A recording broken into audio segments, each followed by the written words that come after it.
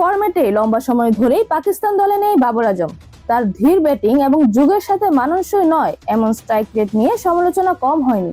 আধুনিক যুগে বাবর আজম এবং মোহাম্মদ রিজওয়ানের ধীর ব্যাটিং এর ওপেনিং জুটি অন্তত টি-20 ফরম্যাটে কার্যকর নয়, যা প্রায় প্রতিষ্ঠিত সত্য। ধীর ব্যাটিং এর কারণে টি-20 দলে জায়গা হারিয়েছেন বাবর ও রিজওয়ান।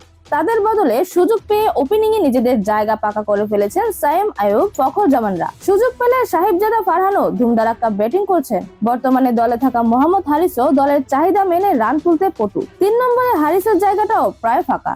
বাবরের ধীর ব্যাটিং নিয়ে সম্প্রতি সমালোচনা করছেন হারিস, যা আবার পছন্দ হয়নি পাকিস্তানের সাবেক ক্রিকেটার বাসিত আলীর। হারিসকে ধুয়ে দিয়েছেন বাসিত। কিছুদিন আগে এক অনুষ্ঠানের সঞ্চালক হারিসকে প্রশ্ন করেছিলেন, আপনার কি মনে হয় টি-20 বাবরের ব্যাটিং এর ধরনের কিছুটা পরিবর্তন আনা উচিত? জবাবে হারিস বলেন হ্যাঁ। এরপর সঞ্চালক হাসতে হাসতে প্রশ্ন করেন, দ্রুত নাকি ধীরগতির ব্যাটিং? জবাবে হারিসও হাসতে হাসতে বলেছেন, দ্রুত গতির। এছাড়া তরুণদের সুযোগ করে দিতে বাবর বা অন্য সিনিয়রদের দল থেকে সরে যাওয়া উচিত বলেও মন্তব্য করেন হারিস। বাবরের চেয়ে অনেক ছোট হয়েও একজন সতীর্থকে নিয়ে হারিসের এমন মন্তব্যে চটেছেন বাসিত আলী। ইউটিউবের এক অনুষ্ঠানে বাসিত বলেছেন, বাবর আজমের ব্যাটিং এ কোথায় উন্নতি করতে হবে তা নিয়ে কথা বলছে মোহাম্মদ হারিস। হারিসকে তো লাঠিপেটা করা উচিত। বাবর আজমকে নিয়ে কথা বলার তুমি কে? বাবর যদি এখনো পাকিস্তান দলের অধিনায়ক থাকতো তাহলে কি সে এই কথা বলতে পারতো? পাকিস্তানের এশিয়া কাপের দলে আছেন মোহাম্মদ হারিস, নেই বাবর আজম। এশিয়া কাপে এ গ্রুপে লড়বে পাকিস্তান। প্রতিপক্ষ চিরপ্রতিদ্বন্দ্বী ভারত, ওমান এবং সংযুক্ত আরব আমিরাত।